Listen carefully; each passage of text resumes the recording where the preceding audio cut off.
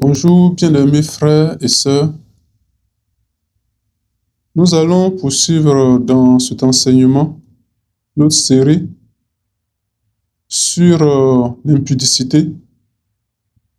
Nous avons déjà vu ce que c'est que l'impudicité. Nous avons déjà vu les conséquences de l'impudicité. Aujourd'hui, nous allons nous atteler à regarder la victoire sur l'impudicité. Dans un premier temps, disons un mot de prière. Notre Père, Dieu infiniment saint, que ton saint nom soit béni. Merci pour cette occasion que tu donnes à ton serviteur, Seigneur, de pouvoir donner cet enseignement sur l'impudicité. Seigneur, prends le contrôle de toutes choses. Glorifie ton saint nom au nom de Jésus-Christ.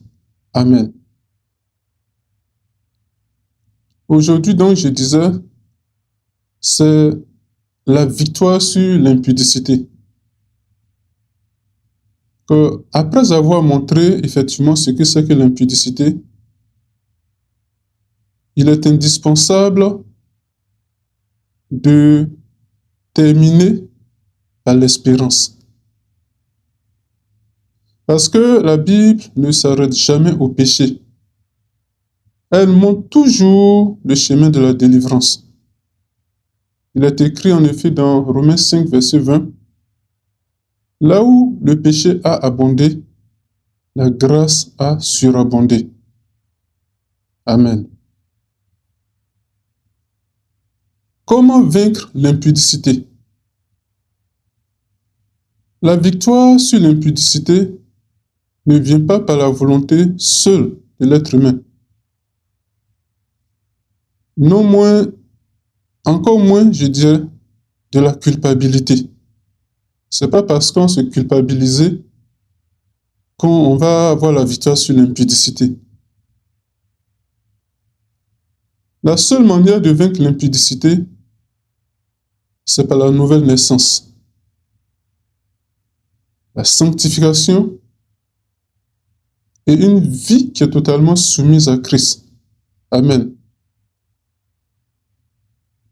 Pour vaincre l'impudicité, nous allons structurer, je dirais, le cheminement sur environ 6 ou 7 parties.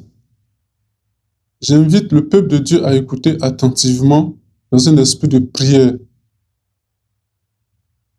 Pour pouvoir vaincre l'impudicité, la première chose à faire, j'insiste sur le mot première, parce que c'est fondamental,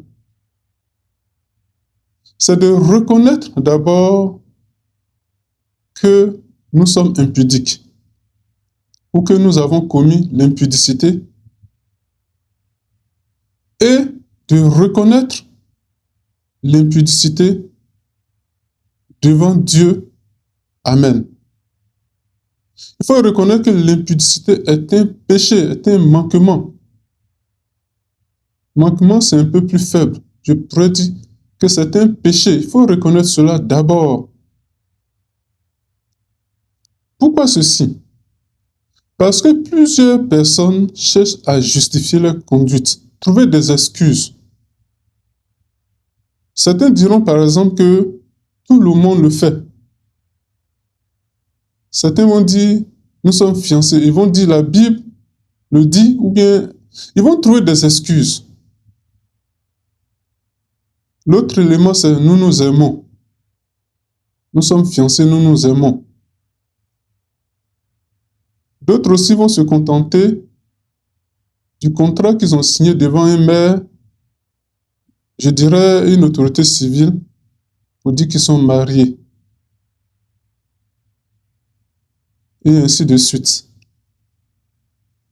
Je ne suis pas en train de dire que le mariage, c'est seulement... Enfin, le mariage devant le maire n'est pas sérieux. En fait, en réalité, ce n'est pas un mariage. C'est plutôt une reconnaissance d'un fait. ce qui se passe devant les autorités civiles. Mais je vais éviter d'aller dans ce sens pour éviter les polémiques. On va se focaliser sur cet enseignement. Alors, la première victoire commence lorsque le péché est appelé par son nom.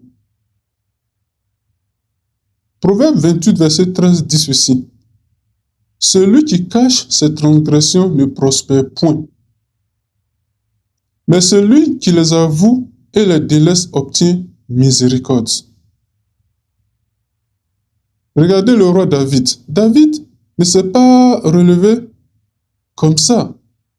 Il ne s'est relevé qu'après avoir reconnu ce qu'il a fait. Regardez 2 Samuel 12, verset 13. David dit clairement, « J'ai péché contre l'Éternel. » Il faut appeler un chat un chat. Un chat n'est pas un animal qui miaule. Ce n'est pas son nom. Un chat doit s'appeler un chat.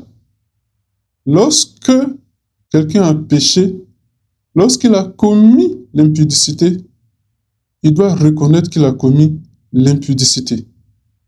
S'il a commis un adultère, comme je l'ai dit dans d'autres enseignements, l'adultère est une forme d'impudicité. Il doit reconnaître l'adultère. Amen. Disons que si je prends un exemple, prenons un homme, un jeune homme.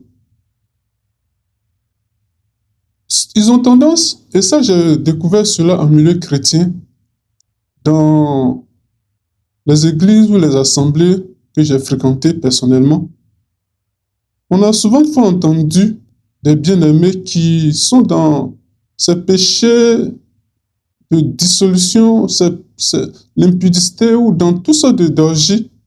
On les entend souvent dire, nous avons juste eu quelques faiblesses.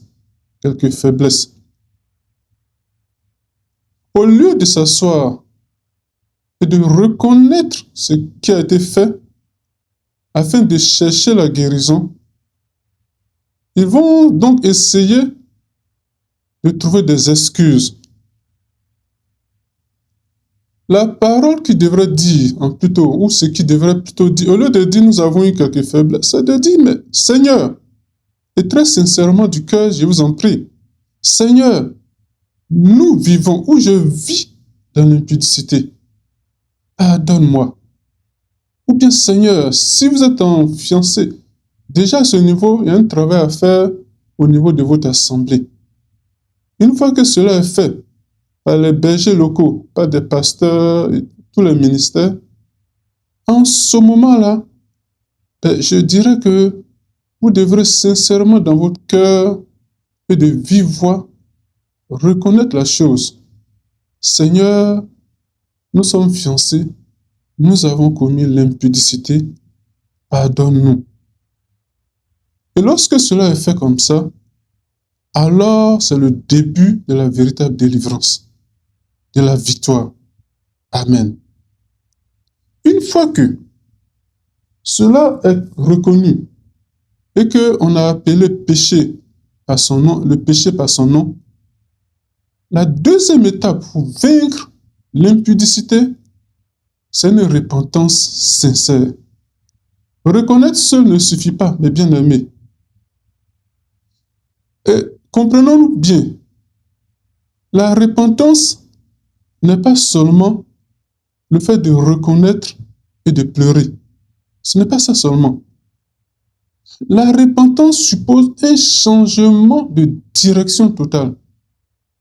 C'est comme si quelqu'un s'en va dans le sud et puis il change de direction pour se retourner pour aller vers le nord.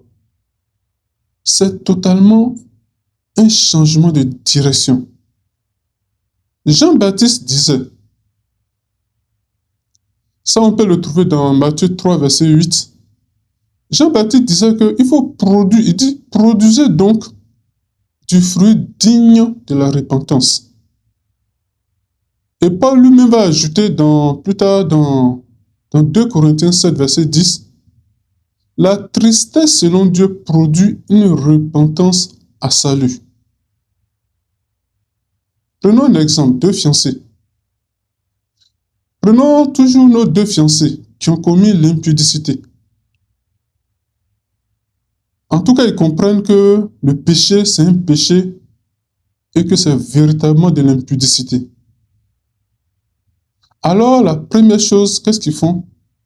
Ils décident d'arrêter toute intimité, en tout cas toute intimité, on se comprend.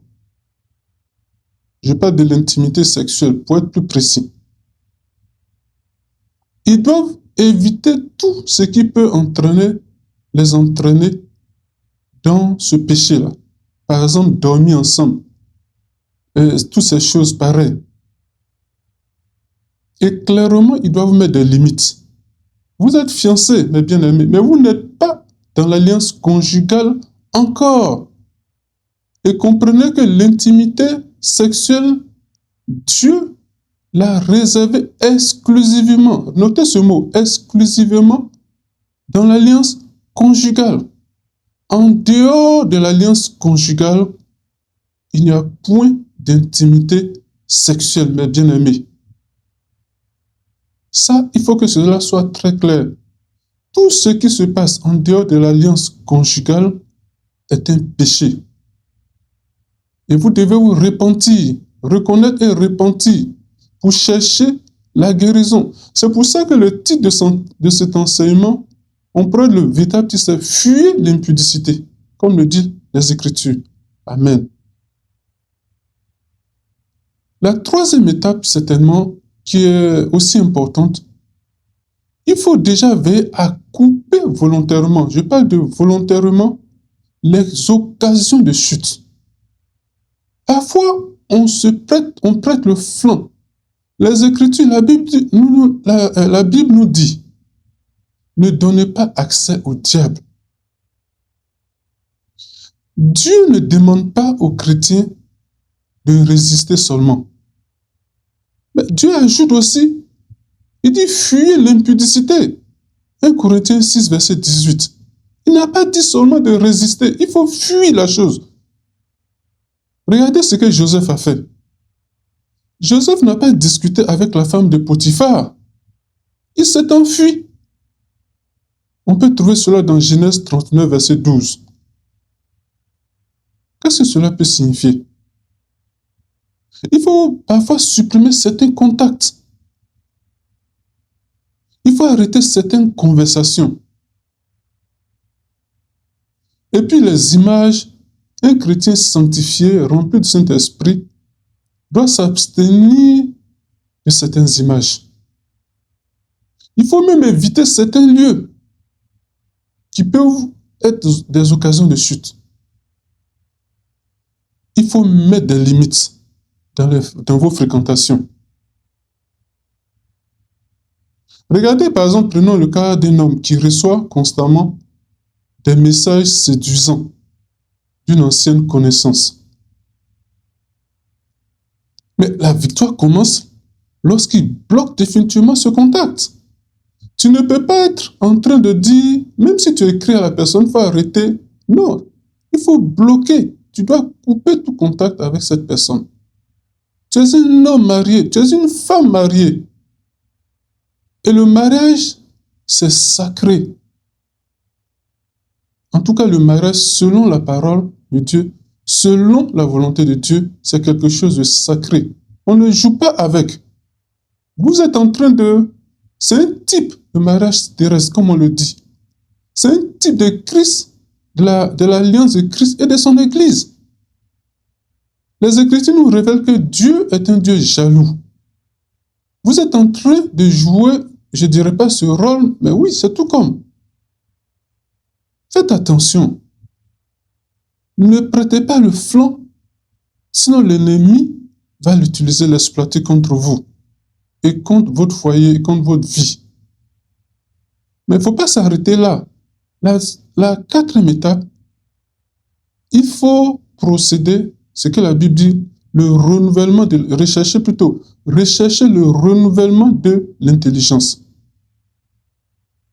Parce que l'impudicité commence toujours dans le cœur, dans la pensée en particulier. Regardez ce que Paul écrit. Romains 12, verset 2. Soyez transformés par le renouvellement de l'intelligence. Le croyant, tout bon croyant, doit remplacer les fantasmes. Il doit remplacer les souvenirs impurs, indignes. Il doit même remplacer toutes les images du monde. C'est fondamental, mes bien-aimés. Amen. Et il doit remplacer par quoi? Par la parole de Dieu. Alléluia. On va continuer. Qu'est-ce que David disait dans le psaume 119, verset 11? Il dit, « Je sais ta parole dans mon cœur, afin de ne pas pécher contre toi. » Vous entendez, mes bien-aimés? On va poursuivre. La 5e étape, pour vaincre l'impudicité, il faut apprendre à maîtriser son corps. Parce que le corps ne doit jamais, absolument jamais commander votre esprit. Regardez ce que Paul dit dans 1 Corinthiens 9, verset 27.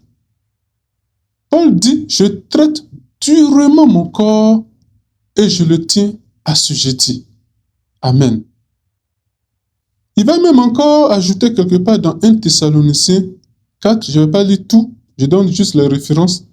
1 Thessaloniciens 4, verset 3, verset 5, il dit, en substance, « Que chacun de vous sache posséder son corps dans la sainteté et dans l'honnêteté. » Amen.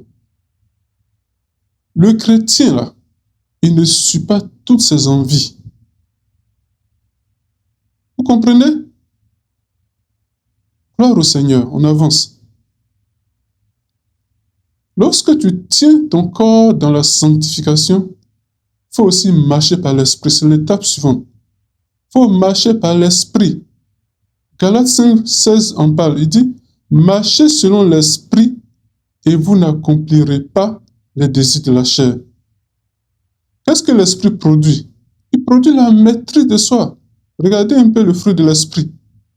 Il produit la pureté, la sainteté, le désir même de faire la volonté de Dieu. Et même parmi le fruit de l'esprit, il y a aussi la tempérance. La Bible en parle. C'est ce qu'on appelle aussi la maîtrise de soi. Et ainsi de suite. Vous pouvez retrouver ça encore une fois dans la référence Galates 5, verset 22 au verset 23. Et bien aimé, si on est dans un monde où on trouve véritablement l'impudicité et l'adultère dans les rues, et Job avait compris cela et il a écrit dans Job 31, verset 1, « J'avais fait un pacte avec mes yeux. Veillez sur vos yeux. » C'est l'étape suivante. Jésus dit lui-même, Matthieu 5, verset 29, « Si ton œil est pour toi une occasion de chute, arrache-le. » Il continue. Ce que le Seigneur dit, c'est une image forte, montrant qu'il faut supprimer sans compromis même ce qui entraîne le péché. Ce qui peut vous faire chuter là, il faut couper ça. On ne raisonne pas avec le péché. Regardez ce qui est arrivé à Ève. On ne s'arrête pas sur le chemin du péché. Il faut couper, supprimer les sources impures dans votre vie. La victoire passe par là. Aujourd'hui, cela pourrait concerner l'Internet, les réseaux sociaux, vos différentes pages web. Vous avez souvent toutes sortes de comportements sur les réseaux sociaux. Un chrétien ne doit pas s'adonner à n'importe quoi. En fait, nous pouvons utiliser ces outils, Internet, les réseaux sociaux, ou les séries, tout ce que vous pouvez imaginer, même la musique, ou même certaines publicités. Mais, si cela est contre notre vie de sanctification, les bien-aimés, fuyez ces choses. Coupez avec ces choses. Si vous avez des relations, des gens qui vous font la cour, vous, les jeunes gens, ou même les bien-aimés, les frères, mariés, peu importe votre âge, ou bien vous, les sœurs, vous avez quelqu'un qui vous lance des compliments, vous êtes mariés. Coupez avec ces choses. Vous ouvrez des portes à l'impudicité, à l'adultère. Si vous ne faites pas ces choses, l'ennemi vous donne accès au diable. Écoutez mon enseignement sur ne suivez pas le lit conjugal. Là. Que le lit conjugal soit exempt de tout souillure. Vous allez voir que ce n'est pas juste aller faire des choses dans votre chambre. Ça peut concerner beaucoup de choses concernant notre vie. Allez écouter cela. Amen. On continue. On va bientôt terminer. Pour vaincre l'impudicité, il faut aussi vivre dans la communion fraternelle. Parce que l'isolement, là, ça nourrit souvent les péchés cachés, les choses cachées, là. Souvent, c'est dans l'isolement aussi, ça apparaît. Jacques en parle, il dit, confessez donc vos péchés les uns aux autres. Ça, on peut trouver dans Jacques 5, verset 16. Je donne la référence là. Donc, il ne s'agit pas en fait d'aller raconter votre vie à tout le monde, mais quand même de pouvoir demander de l'aide à un chrétien mature, mûr et digne de confiance. Un chrétien qui est rempli du Saint-Esprit. Amen. Et puis l'autre chose, c'est que si, malgré tout cela, vous avez déjà chuté, ben, qu'est-ce qu'il faut faire? D'abord, il ne faut pas rester dans cet état. Il faut persévérer après la chute. Ça veut dire quoi? Certaines personnes tombent et puis à cause de cette chute, ils abandonnent tout complètement. Il faut éviter cela. Parce que Dieu nous donne une espérance. Il dit dans Proverbe 24, verset 16, il dit le juste tombe 7 fois et il se relève. Parce que le diable veut vaincre. Et il va tout faire pour vous convaincre. Il va sortir il va faire que vous allez avoir honte. Et puis vous allez croire que vous êtes un incapable ou une incapable. Des paroles du type « tu as échoué, Dieu ne veut plus de toi, tu ne vas jamais te sauver ». Des trucs, ça vient du diable, mes bien-aimés. Fermez vos oreilles spirituelles à ces choses. Dieu appelle toujours le chrétien à revenir. Amen. Ensuite, rapidement, voyons comment Dieu restaure celui qui se répand. Parce que la Bible est remplie de personnes totalement restaurées après avoir connu de grandes chutes.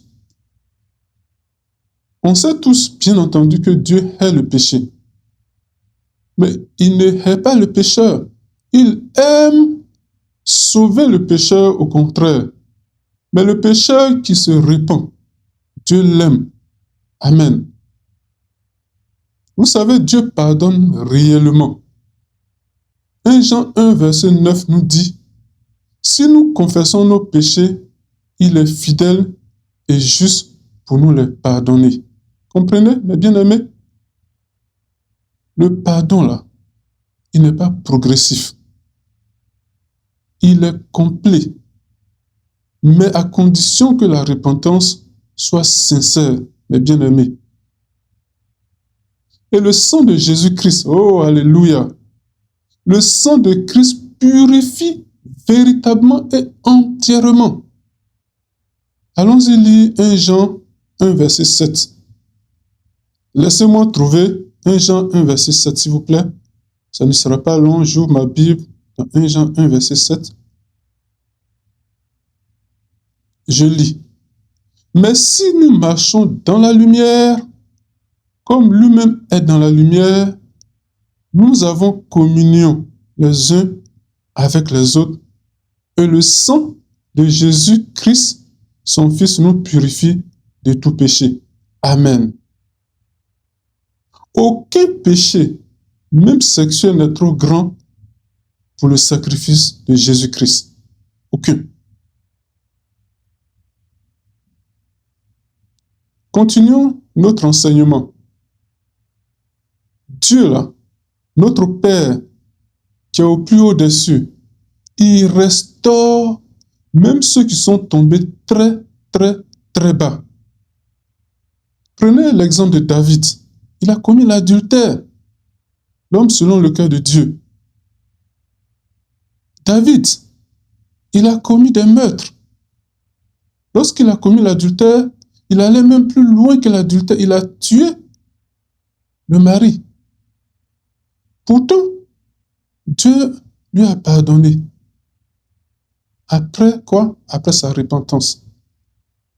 Vous pouvez lire sa repentance dans le psaume 51. On ne pourra pas tout lire. Donc je donne juste la référence. Prenons l'exemple de la femme qui a été surprise en adultère. Regardez ce que Jésus lui dit. Si on peut trouver ça dans Jean 8 au verset 11. Le Seigneur lui dit, va et ne pêche plus. Waouh, gloire au Seigneur.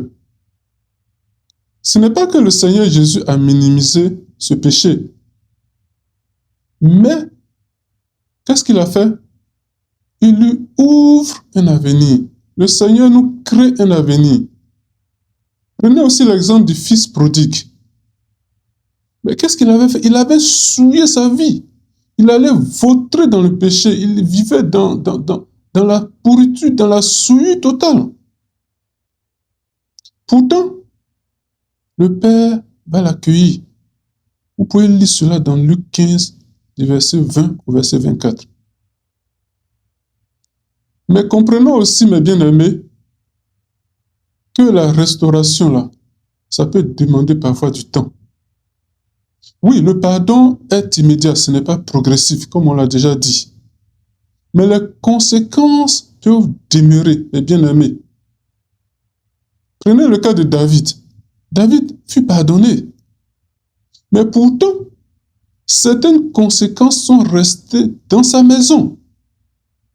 Vous pouvez voir ce type de conséquences dans 2 Samuel 12. Qu'est-ce que cela enseigne? Cela enseigne que la grâce n'efface pas toujours toutes les conséquences terrestres. Mais elle rétablit la communion avec Dieu. Amen. La grâce n'efface pas toujours, mes bien-aimés, toutes les conséquences terrestres de nos actes. Mais, gloire au Seigneur, la grâce va rétablir la communion avec Dieu. Dieu peut utiliser celui qui est tombé. Parfois, Dieu peut le faire. Prenez le cas de Pierre qui a renié Jésus. Mais pourtant, qu'est-ce que Jésus lui dit? Il lui confie de nouveau son troupeau. On peut trouver cela dans Jean 21. Dieu ne définit pas un homme uniquement par son passé. Ce n'est pas l'Esprit de Dieu. Amen. Mais bien aimé, après la repentance, le chrétien, là, il ne doit pas rester prisonnier de la honte. Il ne doit pas rester prisonnier de la condamnation. Paul le rappelle dans Romains 8, verset 1. Il dit, « Il n'y a donc maintenant aucune condamnation pour ceux qui sont en Jésus-Christ. » Amen. Le Saint-Esprit convainc le pécheur de pécher pour conduire celui-ci à la repentance. Mais qu'est-ce que l'ennemi fait? L'ennemi, lui, condamne pour maintenir celui qui a péché dans le désespoir, dans la situation de péché. Mais mes bien-aimés, il faut faire attention. Il faut, lorsque la repentance a été faite, que Dieu t'a pardonné, que toute condamnation a disparu, il faut alors marcher maintenant dans la sanctification, dans la sainteté. Parce que la restauration, là, ce n'est pas un retour à ton ancienne vie d'impudique. c'est une manière de marcher. C'est ça la véritable repentance, c'est ça la véritable restauration. 1 Pierre 1, verset 15 et verset 16. Je vais juste donner le repère. Il dit, comme celui qui vous a appelé est saint, vous aussi soyez saints dans toute votre conduite.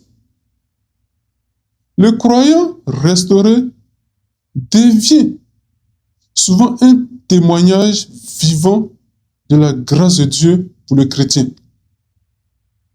C'est un témoignage. Alors, on va conclure cet enseignement en disant ceci. L'impudicité, c'est un péché très grave, mes bien-aimés. Pourquoi c'est si grave? Parce que ça touche ton corps. Ton corps ne t'appartient plus, il appartient au Seigneur. L'impudicité va aller jusqu'à toucher ton cœur et ta communion avec Dieu. C'est pour ça que les Écritures appellent le croyant à fuir toute forme d'immoralité sexuelle, qu'elle soit dans les actes, les regards, les pensées ou les paroles. Cependant, le dernier mot de Dieu n'est pas du tout la condamnation, mais la grâce offerte uniquement à celui qui se répand. Dans 1 Corinthiens 6, on peut trouver ça au verset 9 et au verset 11, on ne va pas lire. Après avoir énuméré les péchés sexuels et toutes sortes d'injustices qui excluent le chrétien d'office du royaume de Dieu, qu'est-ce que Paul fait? Paul ajoute une parole mémorable. Il dit ceci. Et c'est là ce que vous étiez, quelques-uns de vous. Mais vous avez été lavés. Mais vous avez été sanctifiés. Mais vous avez été justifiés au nom du Seigneur Jésus-Christ et par l'Esprit de notre Dieu. Amen. Voici là le cœur du message biblique. En Jésus-Christ, personne n'est condamné à rester prisonnier de l'impudicité. Par la repentance, si tu te répands, la foi et l'action du Saint-Esprit, alors il est possible de vivre dans la pureté, la sainteté et une véritable liberté. C'est cette espérance que l'Église est appelée à annoncer avec vérité, sans minimiser le péché, mes bien-aimés, mais sans non plus fermer la porte de la restauration et celui qui revient sincèrement vers Dieu. Amen. Prions. Notre Père et notre Dieu, merci pour cet enseignement. Je sais, dans le cœur, car l'Esprit rend témoignage à notre esprit que nous sommes enfants de Dieu et tu nous parles. Paul a dit, la révélation est intérieure. Je sais que mon bien-aimé, qui vit dans ses orgies et qui écoute ce message, Seigneur, tu lui donnes, ta grâce. Tu manifestes envers lui ton amour et tu le relèves, afin que lui aussi soit un témoignage vivant de ta grâce auprès de plusieurs. Merci Seigneur pour ton amour, merci Seigneur pour ta grâce. Au nom de Jésus-Christ et pour ta gloire, j'ai prié. Amen.